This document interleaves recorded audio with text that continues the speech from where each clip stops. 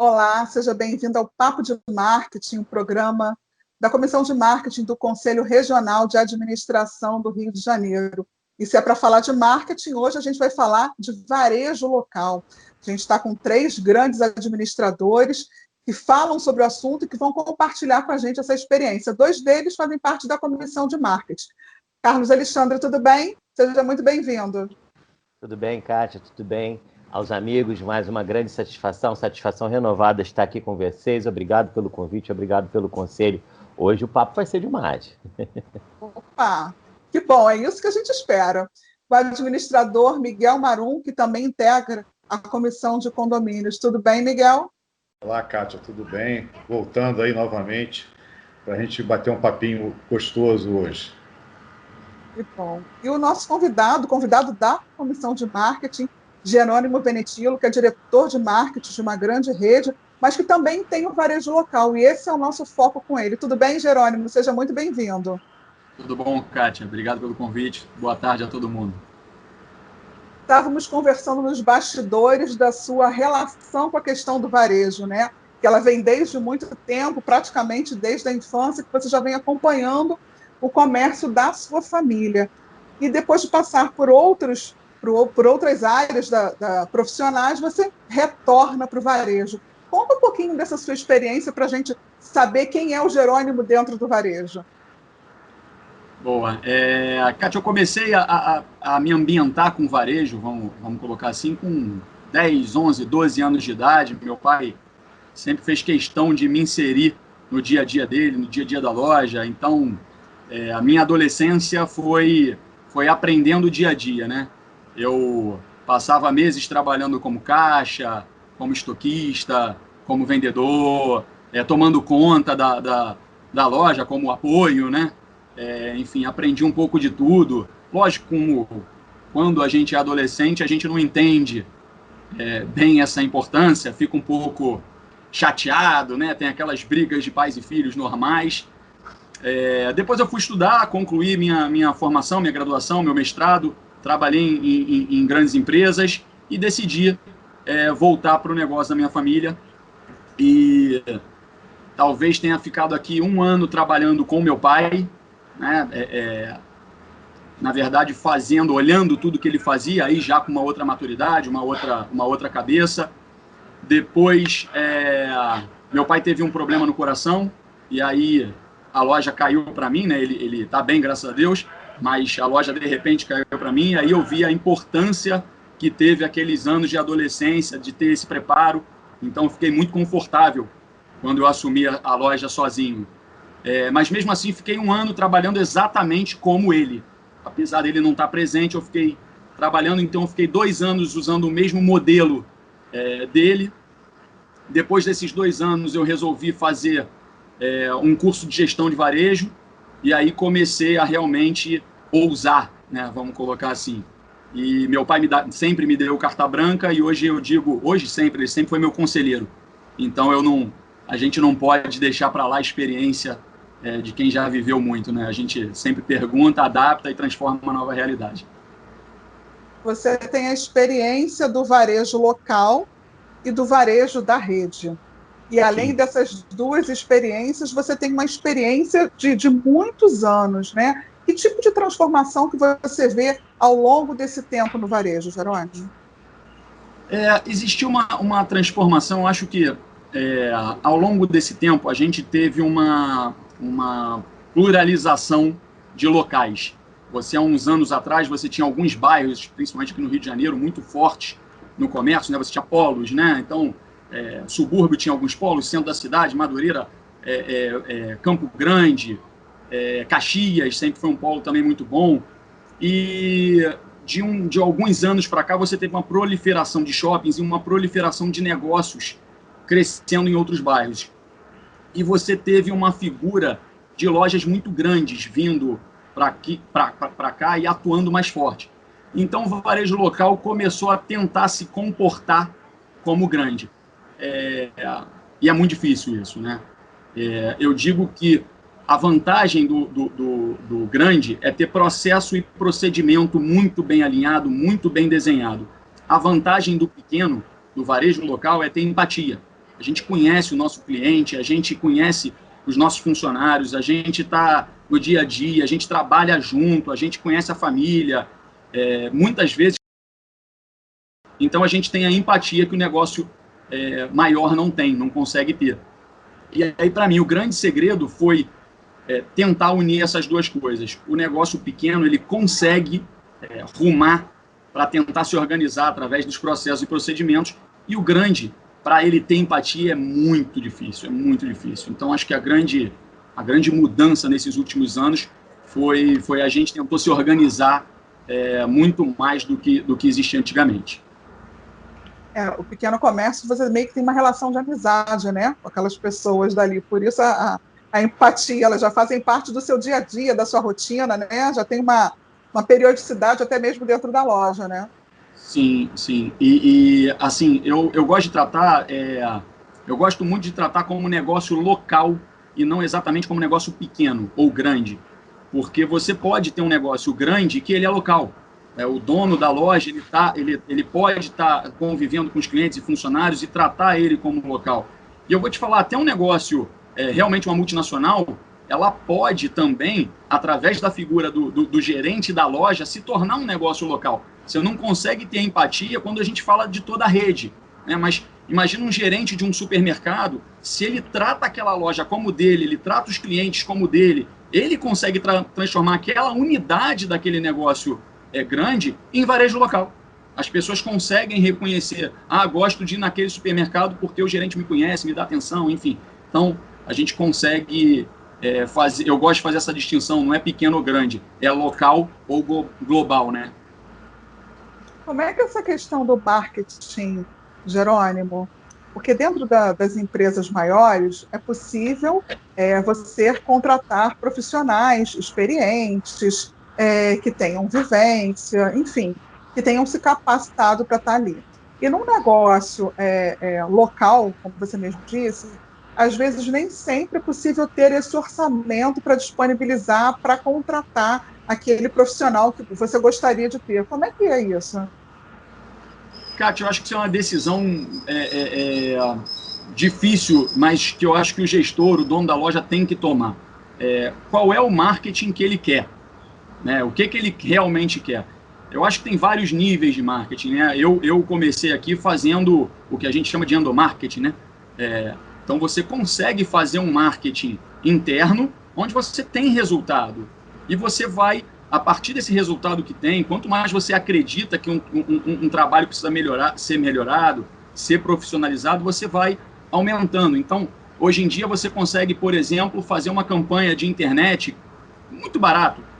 Você contrata talvez um estagiário ou, enfim, alguém que sabe mexer mais um pouquinho na parte de tecnologia, você consegue fazer uma certa publicidade. Isso ainda não é o ideal, mas você consegue ir expandindo aos poucos. Eu fiz isso até conseguir realmente encontrar um caminho e contratar uma agência. Hoje eu tenho, apesar de eu ser um negócio local, hoje eu tenho um contrato com uma agência de marketing e ela toca o negócio. Quando você, dono de um varejo local, consegue ouvir o que um marqueteiro, né, um profissional de marketing, eu sei que o pessoal não gosta desse termo marqueteiro, mas é força do hábito, me desculpem.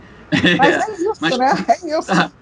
Enfim, quando a gente consegue fazer a sinergia entre o que esse profissional está falando e o que a gente consegue aplicar na prática, ou seja, a gente pega aquela ideia, a gente deixa ele livre para criar o universo, e você pega, não, mas o universo eu não consigo, vamos adaptar para a minha realidade e vamos fazer isso funcionar de alguma maneira.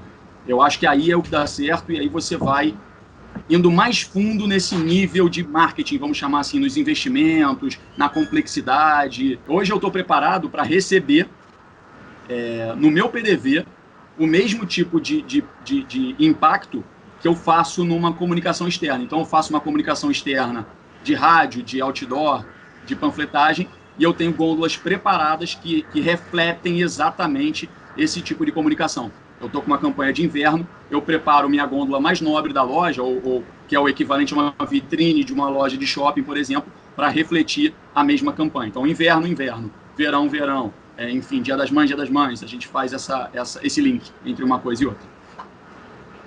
Carlos Alexandre e Miguel Marum, a gente teve numa outra oportunidade uma conversa com um marqueteiro, porque ele fez questão de dizer que era marqueteiro, com o Ricardo, que foi uma conversa muito bacana também sobre varejo, e a gente falou sobre essa questão de trabalhar a grande rede, trabalhar o comércio local. Em cima de tudo isso que o Jerônimo falou, o pensamento de vocês mudou depois daquela conversa para cá? Posso falar primeiro, Carlos? Bom, primeiro, Jerônimo, acho que teu pai foi 1000% certo, né? Porque para você mandar, você tem que saber como fazer. Então, isso aí eu acho que parabéns a ele, tá? Não o conheço, né? A questão da empatia, eu acho assim fundamental, e é um problema crônico que eu vejo no Rio de Janeiro. Eu não sou daqui, eu sou gaúcho. O atendimento aqui é muito ruim. Infelizmente, é muito ruim. Tem pessoas que vão trabalhar com o vendedor por bico, porque não arranjaram outro emprego, mas não tem aquela vocação de entender o que o cliente quer, né? E eu te faço uma pergunta, tá?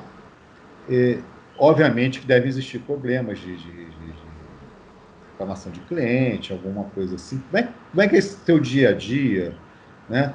Porque você tem lá o seu Manel, que já vai lá há anos na loja, essa dona Maricota, aquela coisa toda, que é bacana, né? Vivi muito isso quando eu era criança também, eu acho super legal, mas existem problemas, né? E existem problemas não digo nem de relacionamento, né? Mas assim, uma má informação do funcionário, um mau atendimento, né?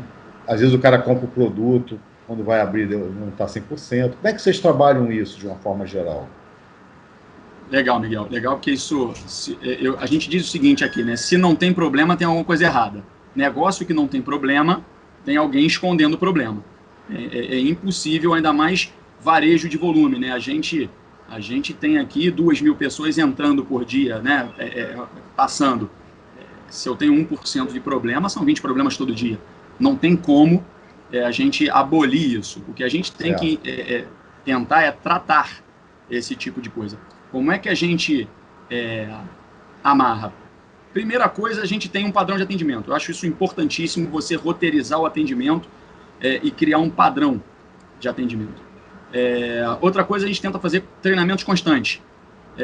A gente tem os treinamentos e a gente tem reuniões. Eu gosto muito de reuniões não obrigatórias. Então, se você deixa o funcionário a participar da maneira que ele acha que ele tem que participar, você aumenta o engajamento dele, né, nessas situações. Senão eu encho uma sala com 50 funcionários, onde um começa a dispersar o outro porque o cara realmente não quer estar ali. Então, a gente faz muito isso. Uma terceira ferramenta que a gente usa muito aqui na loja, a gente dá o nome de gôndolas que falam. O que é isso?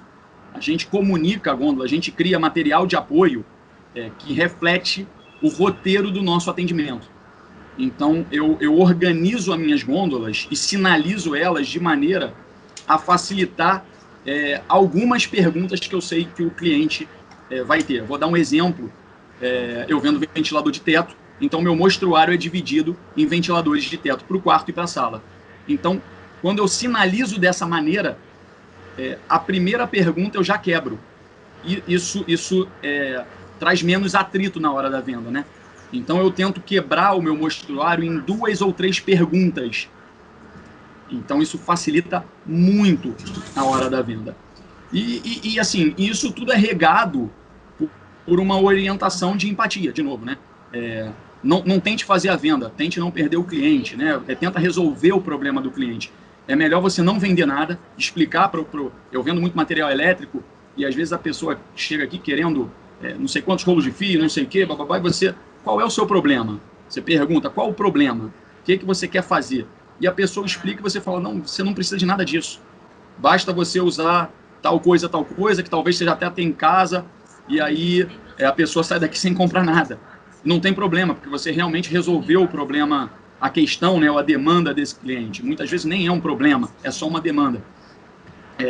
Então, quando você usa essas ferramentas regada a essa orientação, onde a minha principal métrica de avaliação é a satisfação do cliente, não é a venda, você tende a diminuir esse tipo de atrito ou esse tipo de problema. Entendi. Tá, obrigado. Eu vou ampliar um pouquinho, sair um pouquinho só do atendimento e vou tentar levar para uma questão mais assim, de marketing mesmo, pensando estrategicamente em todo. E eu sei que o Jerônimo tem muito foco aí, ele trabalha com alguns pilares básicos, né, dentro do papel dele como varejista no lugar onde ele está. Ele trabalha, ele tem uma dinâmica toda de entender o papel que ele tem, né, dentro desse canal de marketing que ele tem, desde a indústria até atender o consumidor. Então esse é um pilar de sinergia importante dele. Então ele trabalha o relacionamento não só com o cliente, né, mas também com todo o canal. E ele reforça a marca dele junto aos fabricantes e acaba reforçando a marca do fabricante também para o varejista, que dá um papel maior ainda para ele no canal, né? E isso tudo gera uma série de questões de esforço operacional para fazer isso tudo funcionar. E aí, assim, toco para ele falar sobre isso, porque isso é muito da estratégia da loja dele. Legal. Realmente é uma pergunta muito ampla. Então, vamos lá. Eu tento partir da premissa que eu só sou um agente nesse canal. Na verdade, isso é um problema de logística e distribuição. A gente tem produtores querendo vender a consumidores. O varejo serve, basicamente, para chegar aonde esse produtor não consegue chegar. Se a gente tivesse, vamos imaginar, em teoria, o futuro das impressoras 3D, né, se isso populariza, barateia, é o fim do comércio do jeito que a gente conhece hoje. A gente vai ter que pensar uma outra maneira de fazer varejo. Enquanto isso ainda não existe, eu sou um canal desse distribuidor. Quando eu me entendo como um canal, né, e eu faço chegar o produto próximo do consumidor e faço chegar também o olhar deste tipo de consumidor filtrado e devolver para a indústria, o que a gente tenta fazer é trabalhar como se eu fosse várias lojas. Como assim? Eu faço uma parceria com o meu fornecedor A, entendo a maneira que ele quer trabalhar, entendo as estratégias dele para esse mercado e uso a minha loja como um catalisador para essas estratégias. Óbvio que eu não posso fazer nada que prejudique o meu negócio, né? Óbvio que tem que ser construído a várias mãos. Então eu posso ter uma política para um fornecedor, uma política para outro fornecedor, uma política para um terceiro fornecedor. A gente consegue fazer uma parceria muito grande em termos de sinergia de pensamento. Esse é o meu papel no canal de marketing. Entender a necessidade de um lado, indústria, entender a necessidade de outro lado, consumidor, e arrumar a melhor ferramenta, a melhor prática, o melhor procedimento para ligar esses dois canais. Então a gente quebra várias máximas aqui, né? Vou tentar dar um exemplo.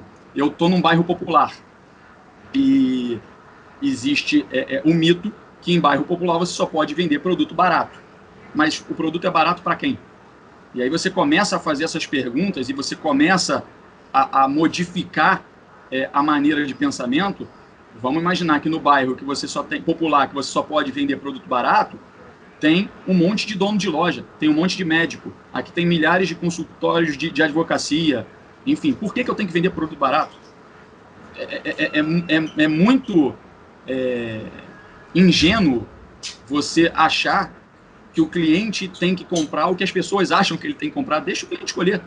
Então a gente usa uma estratégia de pluralizar a oferta, ou seja, a gente apresenta vários produtos e quem escolhe é o consumidor. O slogan da minha loja é como você prefere. Quem tem que preferir alguma coisa é o consumidor, não sou eu. Eu só sou o meio dele chegar à necessidade ou ao desejo dele, que quem fabrica é a indústria. Então, eu não sei se eu fui para o ponto que você queria, Carlos, mas basicamente isso é uma maneira de me entender no canal de marketing. Outra frase que eu gosto de usar muito é: a gente precisa saber o nosso lugar no mundo. Então, eu preciso saber quem eu sou dentro desse desse mundo pluralizado, o consumidor chega com muita influência.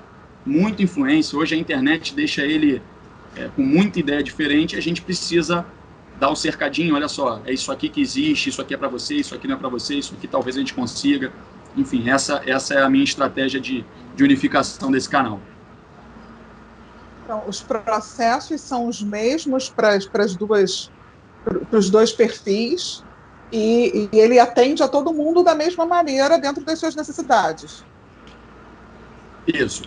Na verdade, a gente tem um processo, e aí minha formação de engenharia de computação me ajuda muito a pensar dessa maneira, né? Você cria um processo único que tem variáveis. Então, você troca a variável, o processo se adapta àquela necessidade. E aí a variável pode ser o fornecedor, né, o fabricante, ou o tipo de cliente. Então, quando eu faço uma pluralização de oferta, eu mostro, por exemplo, 4 tipos de chuveiros diferentes para ele, eu atendo a 4 tipos de consumidores diferentes. Quando eu faço essas perguntas no meu mostruário que eu falei, eu estou, na verdade, criando uma lógica onde eu mapeio a necessidade do meu cliente e muitas vezes mapeio a necessidade do meu vendedor, porque o cara acha mais fácil ir para esse caminho, ir para esse caminho. Então, o que na verdade a gente faz é criar um processo com algumas variáveis, onde eu tenho vários caminhos possíveis para chegar num resultado.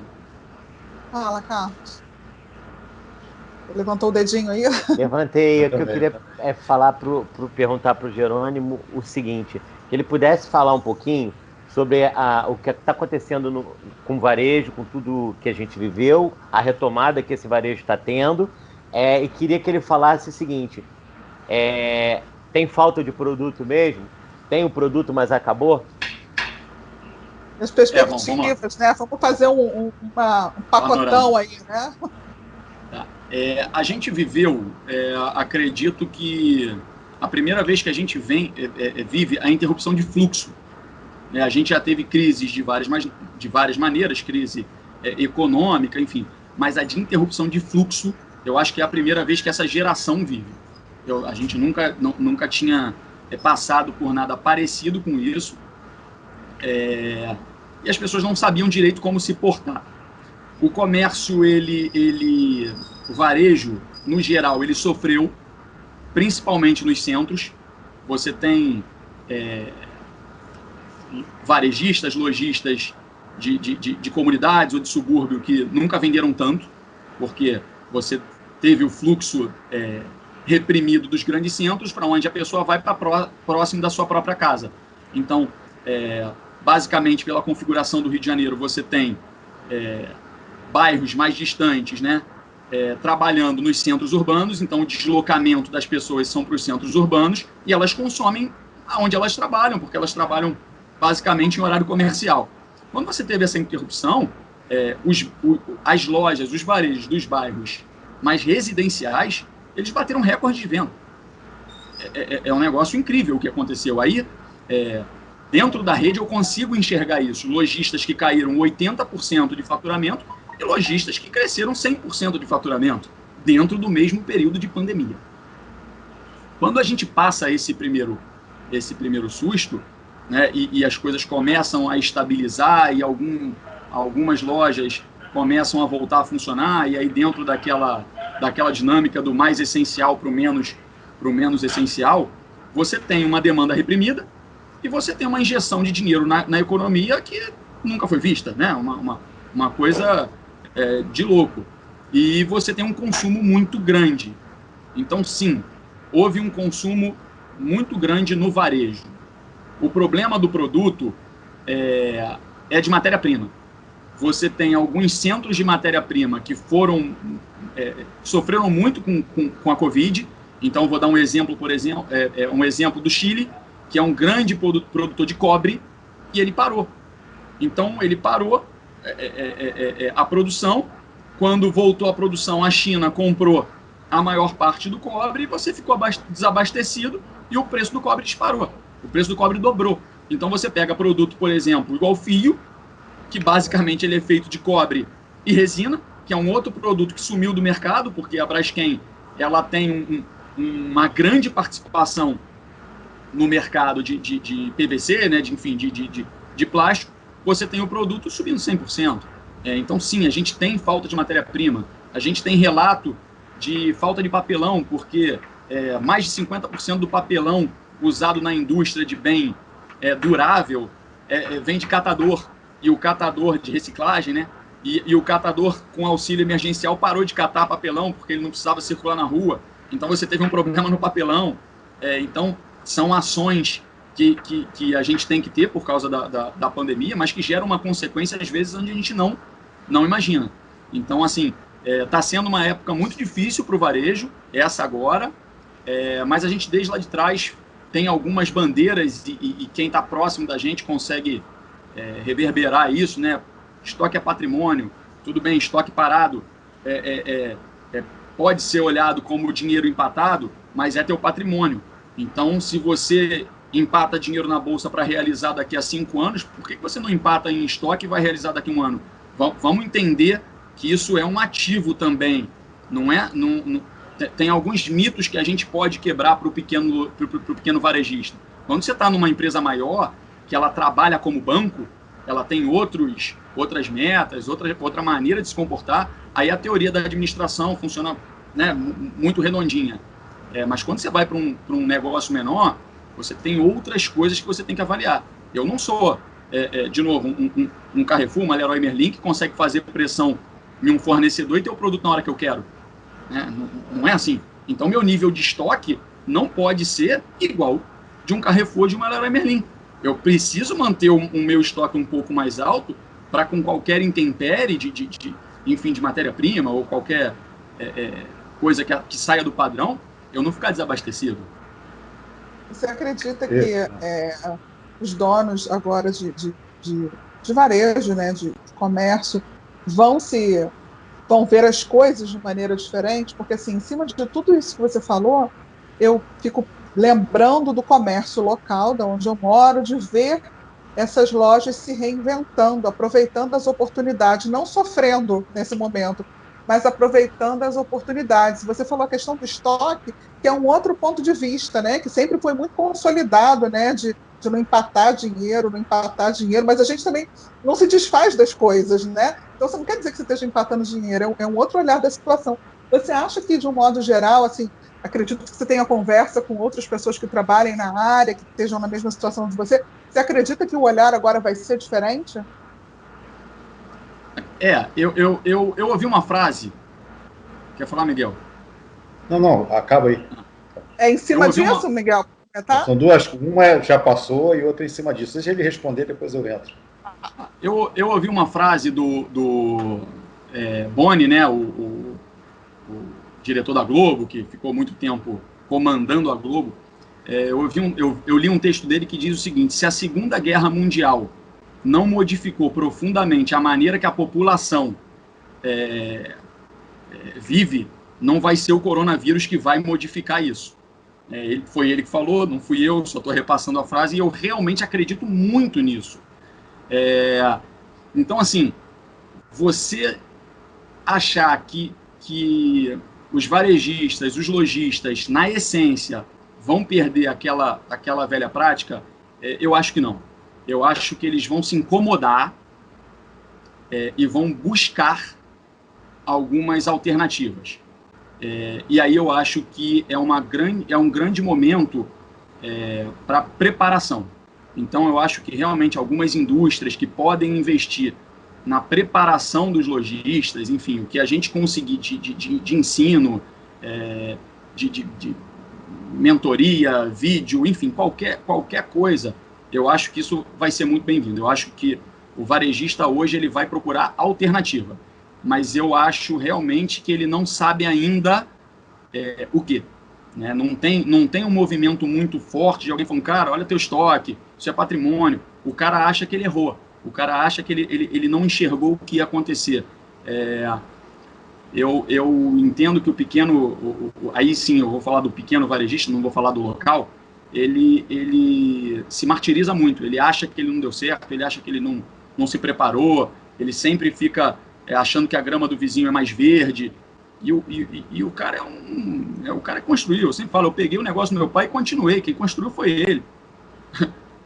Ele não tem segundo grau, mas ele que construiu. Eu só tô decolando. Enfim, eu acho que vai acontecer isso. Eles vão entrar num rumo de mudança, mas sem saber ainda direito para onde vai, e aí realmente precisa-se de ajuda, né, no conteúdo.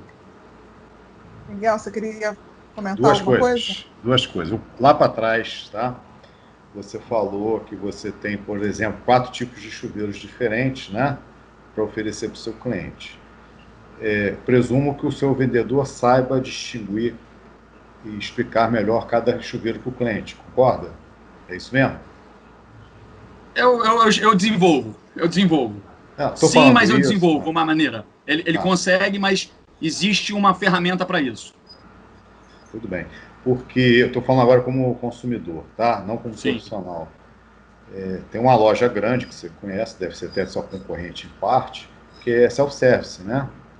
Sim. Eu já cansei de deixar de comprar coisa lá, porque ninguém sabia me explicar nada. E o consumidor, mesmo muitos que vão lá atrás do Dr. Google, né? Você tem dúvidas que só quem sabe vai te explicar, né? Então, isso é uma coisa que ajuda a vender, né?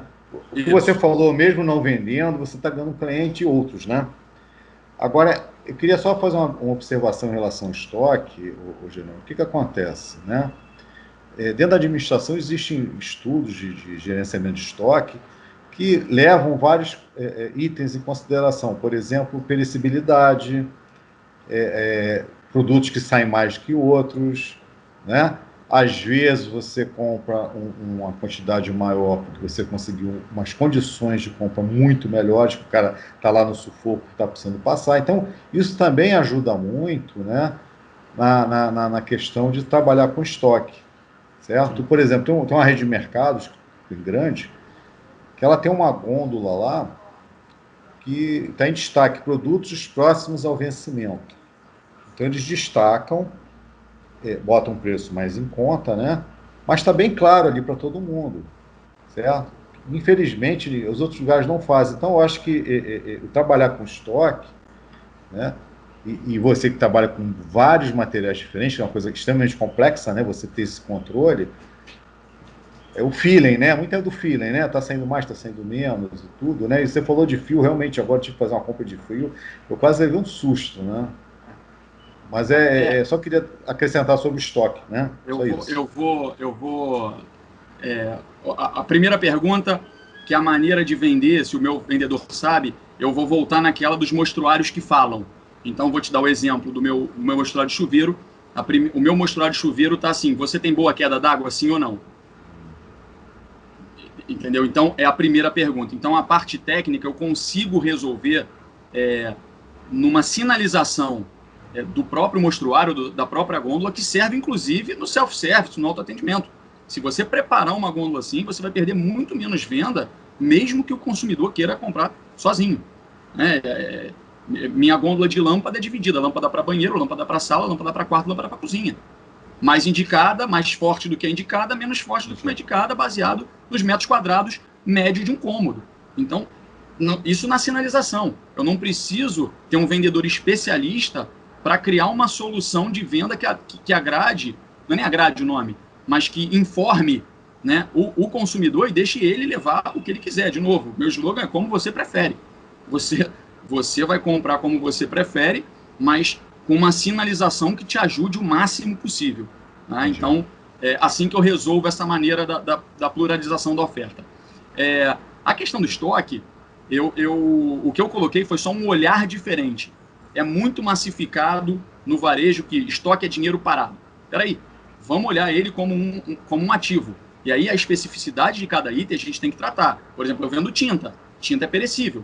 Tinta eu não posso me sobreestocar.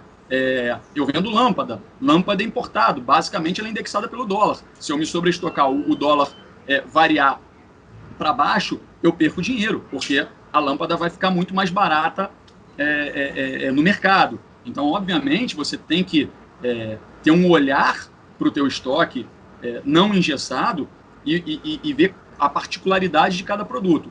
Eu, por exemplo, nessa questão que você está falando do feeling, da previsibilidade, de novo, aí eu volto para a minha formação, A maioria dos ERPs, dos sistemas, ele calcula giro por média. A grande maioria que está acessível ao varejista local. O nosso aqui é por previsão, né? Eu faço uma previsão de demanda. Então, basicamente, você pega um ERP qualquer, você vai ver um produto que vendeu 10 em janeiro, 20 em fevereiro, 30 em março, ele vai sugerir 20 de compra, porque ele faz a média dos 3 últimos meses. É um negócio surreal. Você não tem sistemas hoje acessíveis ao varejista local que trabalhem com média, tendência e sazonalidade. São os 3 componentes de qualquer curva de previsão. Então, a gente tem que trabalhar. Eu trabalho assim. Você consegue fazer isso com uma planilha de Excel. Não é... não tenho planilha de Excel, não sei mexer no Excel. Faz na mão. Faz na mão. Se você botar 10, 20, 30, a pessoa confunde. A gente usa muito isso. Ferramenta com método. Peraí, cara, você tem que ter um método, um processo e um procedimento. O Excel é para te ajudar nisso.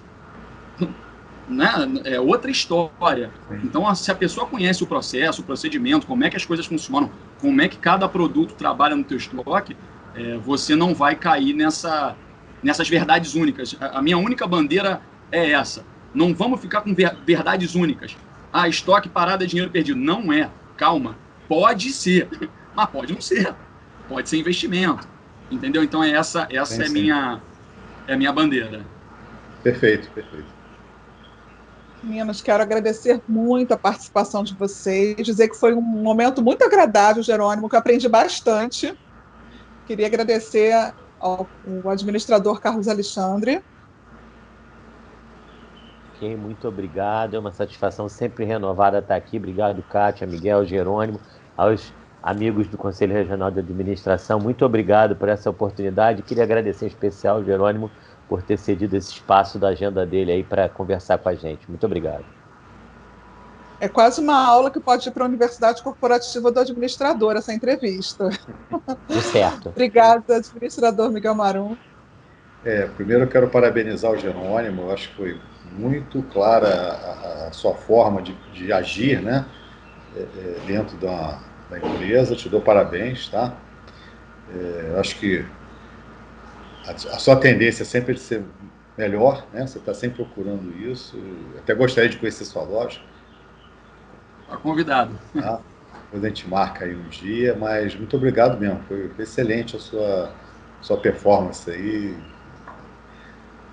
E agradeço aí, mais uma vez o convite. Jerônimo, mais uma vez, muito obrigada por trocar tantas informações dessa área de marketing, que às vezes a gente não consegue ter acesso dentro das faculdades, né? O assunto não é tão aprofundado assim.